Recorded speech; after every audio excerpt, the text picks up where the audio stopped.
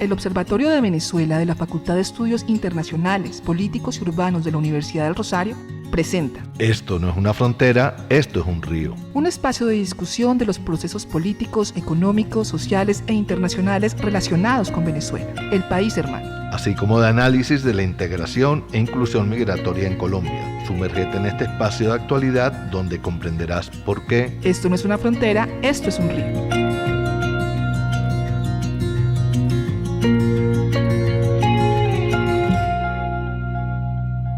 Les damos la bienvenida a Esto no es una frontera, esto es un río, programa del Observatorio de Venezuela de la Facultad de Estudios Internacionales, Políticos y Urbanos de la Universidad del Rosario.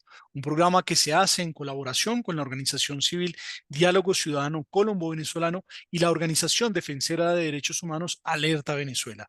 El día de hoy vamos a abordar el tema de la presidencia. Este programa es grabado antes de las elecciones que se celebran en Venezuela el 28 de julio. Sin embargo, como sale publicado en la emisora de la Universidad del Rosario el 29 de julio, vamos a hablar un poco del contexto, de lo que significa la institución de la presidencia en Venezuela y lo que está en juego para los venezolanos. La presidencia se posesiona el próximo 10 de enero de 2025 y van a ocurrir 166 días en los cuales veremos si Venezuela va en dirección a una transición democrática o a la consolidación de la dictadura.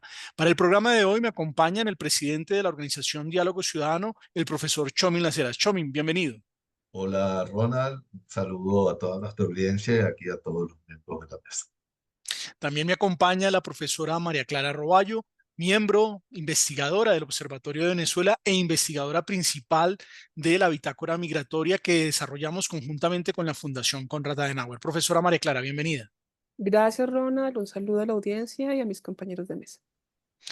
Para empezar a abordar este tema, al igual que lo hicimos la semana pasada, vamos a hacer algunas preguntas y vamos a responder algunas preguntas en torno a la figura de las presidencias en Venezuela.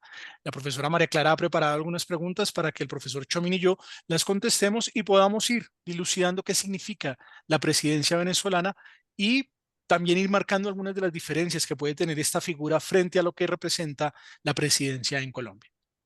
Profesora María Clara.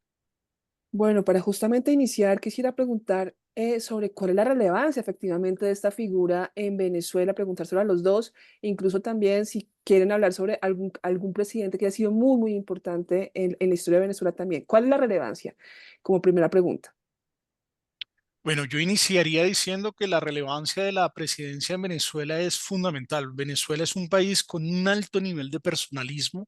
Eso quiere decir que la institución, el Estado, la estructura del funcionamiento del Estado muchas veces ha girado en torno a la figura que ejerce el poder en el centro. Esto parte de una dinámica muy venezolana de la forma en que se construyó el Estado a lo largo del siglo XIX y principios del siglo XX. De hecho, recordemos que en el caso venezolano, particularmente figuras como José Antonio Páez al iniciar el siglo XIX fue el gran líder de la independencia del lado venezolano. Después, lo que viene con los hermanos Mónagas, con Guzmán Blanco, ese es un siglo XIX por una figura que en Colombia a veces nos causa un poco de ruido porque lo leemos de otra manera. En Colombia, cuando nosotros hablamos de caudillismo, hablamos del caudillismo liberal de Jorge Eliezer Gaitán. En Venezuela, cuando se habla de caudillismo, se habla de un líder militar que hizo parte ya sea de la gesta independentista o de la guerra civil, que lograba controlar un área territorial y que a partir de los acuerdos con los que hacía con los otros caudillos podía incluso llegar a la presidencia y cada vez que llegaba un nuevo caudillo se cambiaba incluso la constitución.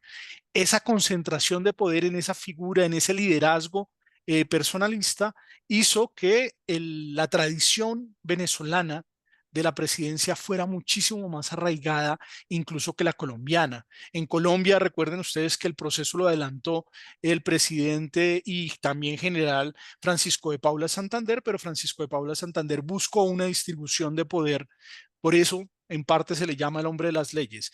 En esa misma dirección, pues ya en el siglo XX, la presidencia está en manos de los militares. Quizá el más relevante de todos es Juan Vicente Gómez, de 1908 a 1935, quien ejerció en algunos momentos incluso a través de interpuesta persona la presidencia, es decir, ponía una figura, alguien que fungía como presidente, pero el control lo tenía él. Yo creo que es muy diferente esas presidencias a lo que viene en el periodo democrático. Ya el periodo democrático, y atendiendo a la idea de hablar de un presidente, yo creo que uno tiene que hablar en materia de presidentes de el profesor, digamos, el creador de la democracia en Venezuela, que es don Rómulo Betancourt, una persona que venía de la izquierda radical, que incluso ayudó a crear el partido izquierda, del Partido Comunista, una izquierda radical en Costa Rica y que emigró hacia la socialdemocracia. Lula, por ejemplo, es una figura que básicamente siguió la misma ruta que siguió Rómulo Betancourt y tal vez es el referente más importante de la izquierda democrática en América Latina en el siglo XX. Él crea su partido y ejerce la presidencia, es el primer presidente del periodo democrático y a pesar de poder ser reelecto, no aspira a la reelección precisamente para que Venezuela pueda tener una construcción democrática muchísimo más sólida. Yo creo que esa sería la figura que referenciaría y lo diferenciaría con el caso colombiano, porque mientras que en Colombia la presidencia se ejercía de un grupo de familias, los López, los Lleras, los Gómez. En el caso venezolano, la presidencia la ejercían hombres que provenían de un sector o de una clase media y eso marca una diferencia frente a lo que es cómo se establece el poder presidencial. Incluso en Venezuela no podemos hablar de familias como lo hacemos en el caso colombiano y uno de los ejemplos es precisamente don Rómulo Betancourt, que no provenía realmente de una familia poderosa, sino de una clase media y en Venezuela la gran mayoría de los presidentes del periodo democrático provienen de eso, de un sector de clase media que lo diferencia con el caso colombiano. Ronald, incluso de una clase media tirando hacia abajo en muchos casos. Sí, efectivamente, en Venezuela, más allá de lo que puedan decir incluso la Constitución, que habla de que es un país federal y tal, Venezuela es un país en la práctica y lo ha sido a lo largo de gran parte de su historia, un país bastante centralizado, donde desde Caracas se controla pues lo que es la vida política del país, ¿no? Entonces, en este sentido, los presidentes han sido siempre, la figura presidencial ha sido una figura efectivamente muy poderosa en el país, ¿no? El único, digamos, un momento donde sí hubo un cambio importante fue en el año 89, cuando sí se puso en práctica una reforma política para descentralizar, digamos, el poder y se instauró la elección directa de alcaldes y gobernadores, ¿no? De manera bastante paralela a Colombia, que lo hizo un poquito antes, ¿no? Y ahí sí, en ese momento, sí hubo una política, digamos, de descentralización que permitió que las regiones tuvieran gobernadores o las localidades tuvieran alcaldes tenían pues mucha más legitimidad porque eran elegidos directamente. Hasta ese momento, los gobernadores, por ejemplo, eran elegidos, eran nominados y elegidos por el presidente de la República, ¿no? Eh, eh, y otro elemento que yo añadiría a esto como para entrar un poco más en la actualidad es que en esta fuerza, digamos, que ha tenido el personalista, pues, que ha tenido la política venezolana, donde el presidencialismo ha tenido una gran fuerza, hay, está el caso de Hugo Chávez, que exacerbó, digamos, este, este personalismo, ¿no? Y esta fuerza de la presidencia. A tal punto, por ejemplo, Chávez y luego su sucesor Nicolás Maduro, a tal punto de que cuando el chavismo perdía, por ejemplo, una gobernación, nombraba un protector en ese estado a quien se dirigían los recursos que llegaban desde la nación y a los gobernadores electos se les quitaban estos recursos, ¿no? Entonces ahí vemos también donde se exacerba el tema del poder, digamos, personal del presidente, que eso sí lo hemos visto claramente en estos últimos años de chavismo. Y justamente hablando de ese poder y acercándonos más hacia análisis más actuales, quisiera preguntarle sobre la figura del indulto presidencial. ¿Qué tan importante ha sido esa figura y esos indultos, qué tan relevantes han sido para la historia actual de Venezuela? El caso, sin lugar a duda, más representativo fue el caso de Hugo Chávez, aunque el caso de Hugo Chávez no es como tal un indulto, sino un sobreseimiento, que es aún peor. En el caso del indulto es el perdón ante un delito. Se reconoce que hay un delito y ese delito es perdonado. Pero en el caso de Hugo Rafael Chávez Frías, que como ustedes recordarán, hizo dos intentonas de golpe de Estado en 1992, una que él directamente protagonizó y dirigió, el cual tenía como objetivo tomarse precisamente el Palacio de Miraflores, después tiene que salir a dar un discurso donde es el famoso por ahora y va preso, después ya en la cárcel, desde la cárcel participa también en el intento de golpe de noviembre de ese mismo año, pero lo hace a través de una grabación. Por esas causas, Hugo Chávez estaba preso y estaba detenido, pero el presidente Rafael Caldera decide sobreseer la causa y más que perdonarle un delito fue como si el delito no hubiese existido y eso le permitió ser candidato presidencial. Una persona que tiene una condena en Venezuela no puede ser candidato presidencial, pero al ser sobreseído es como si no hubiera cometido delito y se le permitió participar en las elecciones de 1998.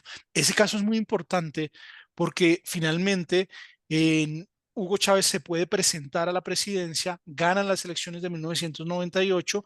Para muchos responsabilizan a Caldera. El espíritu de Caldera era un poco conciliar al país y evitar una mayor polarización, pero pues fue una consecuencia directa sobre la democracia venezolana. Sin ese sobreseimiento que se le dio a Hugo Chávez no hubiese podido ser candidato y de hecho ya la Constitución de 1999 también mantiene en el numeral 19 la dinámica del indulto.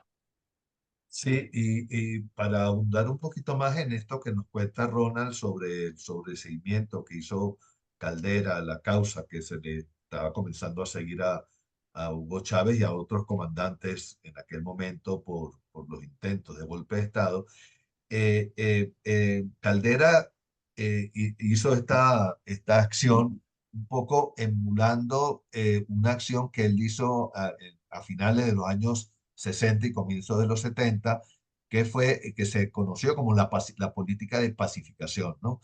La izquierda venezolana venía de haber insurgido en armas y se inició en esos años, se inició incluso con el gobierno de Leoni, la política esa, pero quien la terminó y la completó fue Caldera, una política que se llamó de pacificación, que era para incorporar a la izquierda que había surgido en armas, incorporarla a la vida política del país. Y esa fue una política realmente muy exitosa porque la izquierda pasó, digamos, a actuar como partidos políticos en la política venezolana de manera muy natural y creo que fue como un ejemplo importante. Esto fue muy diferente a lo que sucedió en Colombia, ¿no? Donde las guerrillas también de los años 60 se entronizaron más bien en la lucha armada y a diferencia de Venezuela, el conflicto armado en Colombia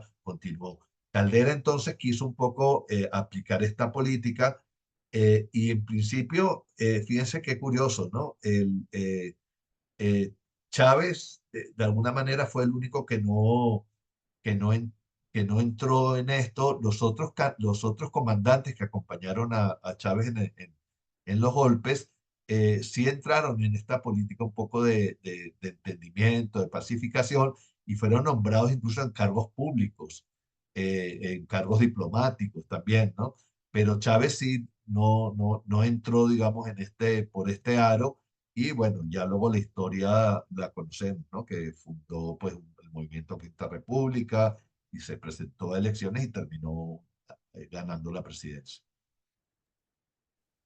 La llegada de Hugo Chávez sin duda marcó un punto de giro en el cambio de la realidad venezolana en los últimos 25 años. Posteriormente, bueno, luego de Hugo Chávez, Nicolás Maduro. Quisiera preguntarle sobre las características principales de estos dos gobiernos y también los elementos que diferencian a Nicolás Maduro y Hugo Chávez. Bueno, hay que entender que esto es una continuidad. Lo primero que señalaría es que no se puede separar al chavismo únicamente entre Chávez y Nicolás Maduro. Esto ha sido un proyecto de continuidad y son los responsables del estado en el cual se encuentra Venezuela, porque hay algunos actores del chavismo que quieren causar la diferencia, dicen que Chávez era una cosa y Maduro era otra. No, realmente la gran mayoría de las decisiones políticas, económicas, sociales que ha tomado Venezuela durante el chavismo y que hoy han hecho que Venezuela se encuentre en una emergencia humanitaria compleja, que sea un país que ha perdido más del 25, casi el 28% de su población, por la diáspora precisamente tratando de buscar unas mejores condiciones o que tuvieron que salir ante la instauración de la dictadura. Todo eso es resultado de un proceso conjunto que es denominado chavismo. ¿Cuáles son las diferencias entre uno y otro? Yo marcaría tres diferencias. La primera, que Hugo Chávez trataba de fingir democracia. No lo lograba, porque también era un violador de derechos humanos. Muchos recordarán la expresión cuando los jóvenes salieron a manifestar y dijo que les iba a echar gas del bueno, porque él no soportaba la crítica y cuando las movilizaciones eran en contra de él, pues igualmente las reprimía. No la llegó a reprimir al nivel de Nicolás Maduro y esa es principal diferencia entre los dos. Nicolás Maduro, las manifestaciones de Nicolás Maduro ya eran con muertos y particularmente las del 2014 y 2017 fueron periodos muy crudos y creo que ese nivel en la violación de derechos humanos marca la diferencia. No porque Hugo Chávez no violara los derechos humanos, sino porque Nicolás Maduro, digamos, dejó de ser menos cuidadoso en ese sentido y exacerbó la violación de derechos humanos. Una segunda diferencia es el nivel carismático de los dos. Hugo Chávez, sin lugar a duda, tenía un carisma arrollador frente a un Nicolás Maduro que, por el contrario, es un líder, un dictador bastante efectivo, pero que es motivo de burla, de chiste, casi que de subestimación, y eso marca una diferencia muy fuerte entre los dos, porque mientras a Hugo Chávez lo seguía mucha gente por admiración, a Nicolás Maduro lo siguen los que logran un acuerdo con él y los que reciben un beneficio de él. Y esa marca una diferencia entre los dos tipos de liderazgo y las dos formas en las que han ejercido la presidencia. Y finalmente, digamos que una última característica que uno podría separar entre Hugo Rafael Chávez y Nicolás Maduro Moros, pues es la forma en que han ejercido el poder. Hugo Chávez controlaba todo el poder. Hugo Chávez tomaba las decisiones. Todos los que estaban debajo de él servían a los intereses de Hugo Chávez. En el caso de Nicolás Maduro, como lo decía, tiene que distribuir poder. Es decir, él tiene que darle poder a los Rodríguez, tiene que darle poder al sector de Diosdado Cabello y el PSUV, tiene que darle poder a los militares, tiene que darle poder a los que manejan el tema energético, que en algunos momentos puede prescindir de ellos. Sí, lo hizo con Rafael Ramírez y lo hizo con Tarek El Aissami, pero no tiene la misma dinámica que Hugo Chávez. Es decir, mientras Hugo Chávez era el dueño del poder, en el caso de Nicolás Maduro distribuye poder. Y eso marca una diferencia en la forma en que ejercen, en la forma en que han actuado frente a Venezuela y también en el caso de Nicolás Maduro en los resultados, porque al tener que hacer transacciones, esas transacciones han tenido un costo directo sobre la población. Sí, yo añadiría que una de las características, digamos, que asignan estos dos, digamos, periodos del chavismo, la presidencia que ejerció Hugo Rafael Chávez hasta el 2013 y a partir de entonces Hugo Maduro, es que durante la presidencia de Hugo Chávez coincidió con un boom económico muy grande. Así, Chávez contó con una chequera que era casi infinita y esto le permitió a Chávez hacer muchísimas cosas que iban incluso contra la lógica económica, pues en muchos casos, ¿no?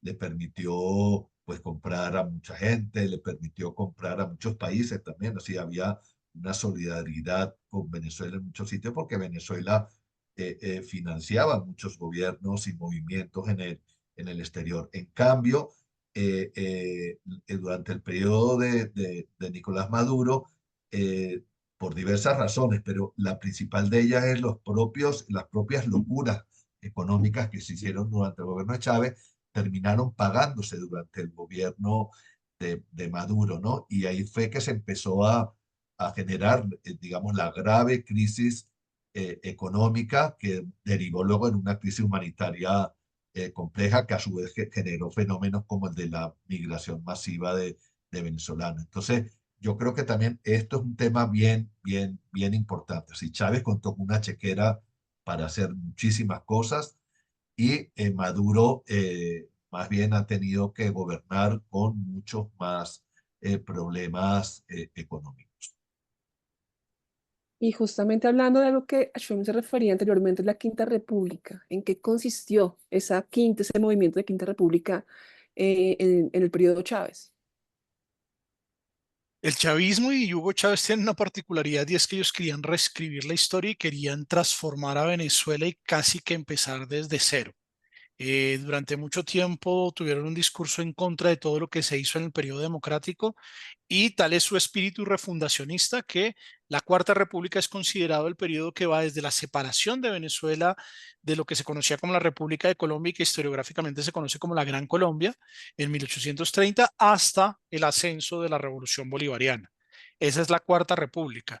A veces el chavismo daba a entender que la Cuarta República era el periodo democrático que vino después de la Constitución y de la salida de la dictadura de Marcos Pérez Jiménez, al periodo en el que dominaron Acción Democrática y COPEI, pero realmente la Cuarta República se va hasta la presidencia de Páez.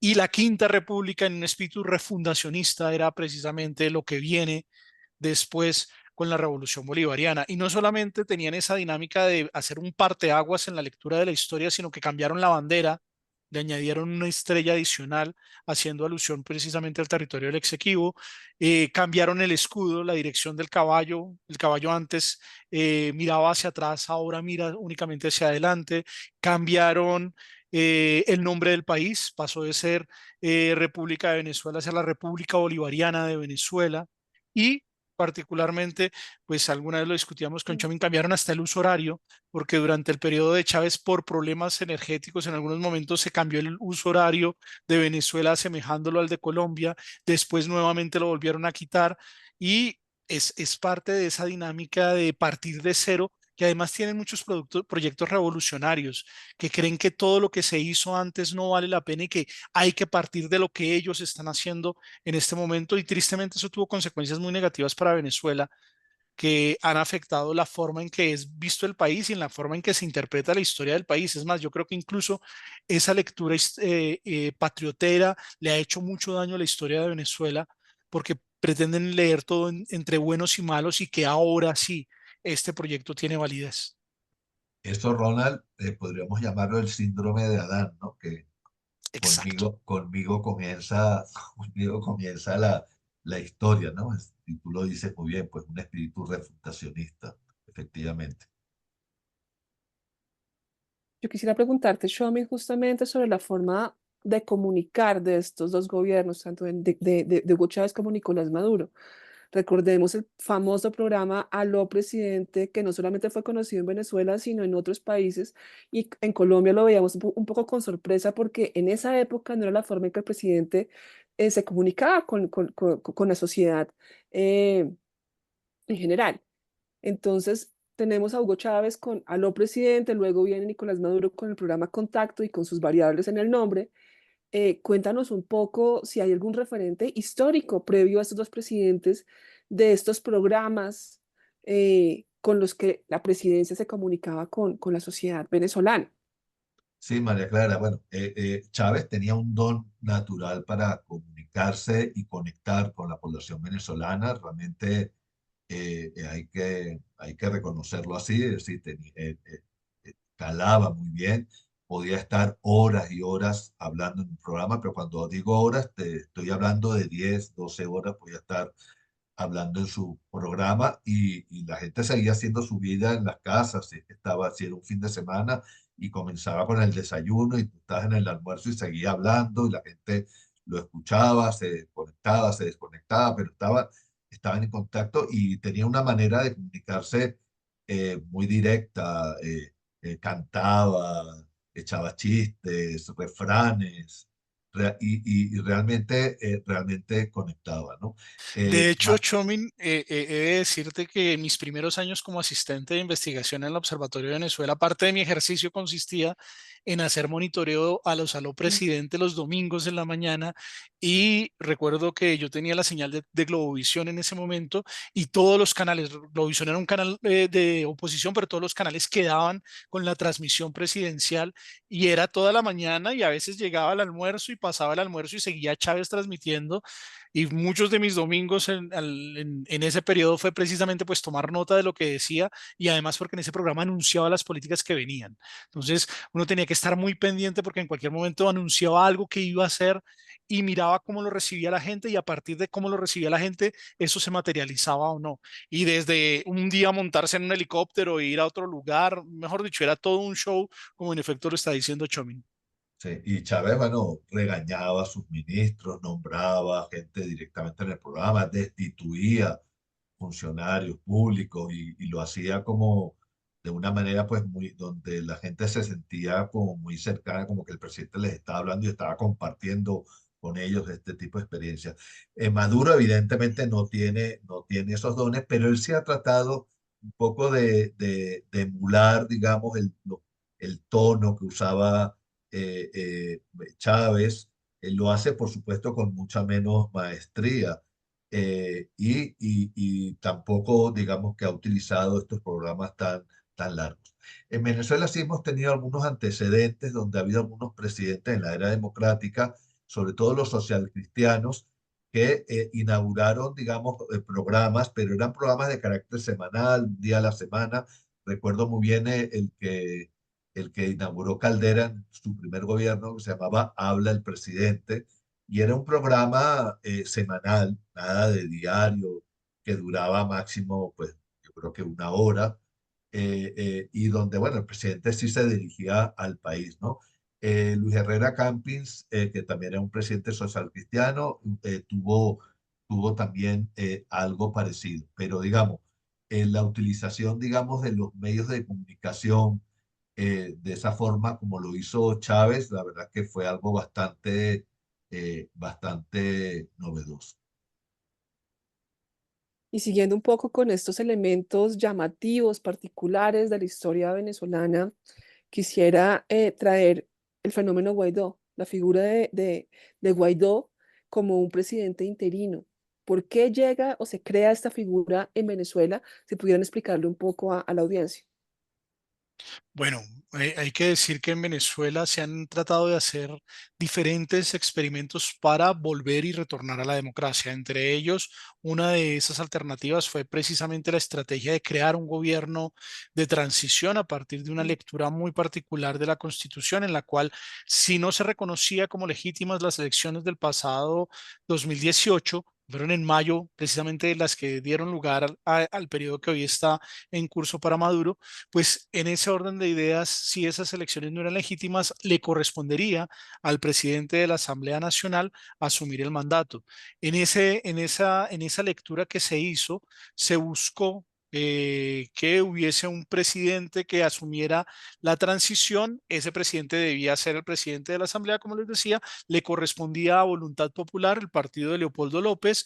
Los líderes de Voluntad Popular, la gran mayoría estaban en el exterior, así que le corresponde un líder de tercera línea que era Juan Guaidó, un joven que no tenía, digamos, mucho capital político propio, sino que era, digamos, el interpuesto por Leopoldo López a asumir estas banderas. Era un ejercicio de presión que no resultó nada bien, que por el contrario, de hecho, debilitó mucho a la oposición, porque algunos actores que conformaron este gobierno de transición terminaron en lógicas de corrupción que mancharon, digamos, un poco y que sirvieron para el discurso del régimen de que la derecha se quiere apoderar de los recursos. Eso tristemente fue muy negativo para la dirección opositora y de hecho marcó una ruptura en un momento determinado. Pero hay que decirlo, era una estrategia que tuvo el acompañamiento internacional y si yo algo le he de reconocer a Juan Guaidó es que después de Guaidó la lógica del régimen quedó desenmascarada. Yo creo que hay muy pocos lugares en el mundo en el cual el gobierno de Maduro no sea considerado una dictadura. Tanto la izquierda latinoamericana como la izquierda europea desenmascararon y vieron que lo que estaba pasando en Venezuela no era el proyecto de una izquierda progresista que avanzaba contra la hegemonía de Estados Unidos que pretendía socavar a Venezuela. No, Es un régimen dictatorial que lamentablemente ha violado derechos humanos. Incluso yo creo que parte de la estrategia de Guaidó sirvió para llevar a los responsables del régimen ante la justicia penal internacional. No sé, Chomin, ¿cuál es tu opinión al respecto? Sí, bueno, yo concuerdo que el principal éxito de lo que fue el fenómeno de Guaidó fue el reconocimiento que tuvo, digamos, lo que se llamó su gobierno por parte de alrededor de 50 o 60 países, ¿no? La verdad que eso es algo llamativo y sí creo que puso de alguna manera contra las cuerdas en el escenario internacional al gobierno de Nicolás Maduro. Sin embargo, digamos, a nivel interno, el gobierno de Guaidó no ejercía absolutamente ningún poder. ¿Sí? Dentro de las fronteras venezolanas, el gobierno de Maduro, de Guaidó, no tenía ninguna influencia más allá de como una referencia política, digamos, de oposición, pero, digamos, se hacía llamar presidente. Pero en el escenario internacional, como tú bien lo apuntas, Ronald, sí, eso aisló muchísimo al régimen de Maduro, porque hay que ver lo que es que 50 o 60 países del mundo le desconozcan a Maduro y reconozcan a Guaidó en aquel momento como presidente. Pero en resumen, yo creo que más allá de eso, al no tener realmente poder interno, eso fue pues, un fracaso que luego ya los propios países que no reconocían a Maduro y sí lo reconocían a Guaidó, comenzaron progresivamente a dejar las cosas de lado y en muchos casos a reabrir sus embajadas y hacer el reconocimiento formal, por lo menos del gobierno de Maduro, aunque pudiera haber diferencia política. El Así tiempo empieza. llegamos. Lo siento, profesora María Clara. Así llegamos al final de Esto no es una frontera, esto es un río. Lamentablemente se nos acaba el tiempo de esta primera parte. Vamos con conversaciones. El día de hoy tenemos al profesor Rafael Arraiz Luca, quien dio una entrevista al equipo de Diálogo Ciudadano y al equipo del Observatorio sobre cómo ha sido la dinámica un poco más histórica. El profesor Rafael fue profesor de la Universidad del Rosario y es uno de los grandes difusores del conocimiento en Venezuela. En los controles nos acompañó Nelson Duarte, en la dirección de la emisora de la Universidad del Rosario, Mario Castro, al equipo, al profesor Chomin Laceras, a la profesora María Clara Roballo, y dentro de poco ya estaremos de nuevo todo el equipo de Esto no es una frontera en este nuevo formato de video podcast. A todos y todas, muchas gracias. Nos vemos en Esto no es una frontera, esto es un río. El Observatorio de Venezuela de la Facultad de Estudios Internacionales, Políticos y Urbanos de la Universidad del Rosario presentó Esto no es una frontera, esto es un río. un espacio de discusión de los procesos políticos, económicos, sociales e internacionales relacionados con Venezuela, el país hermano. Así como de análisis de la integración e inclusión migratoria en Colombia. Sumérgete en este espacio de actualidad donde comprenderás por qué Esto no es una frontera, esto es un río.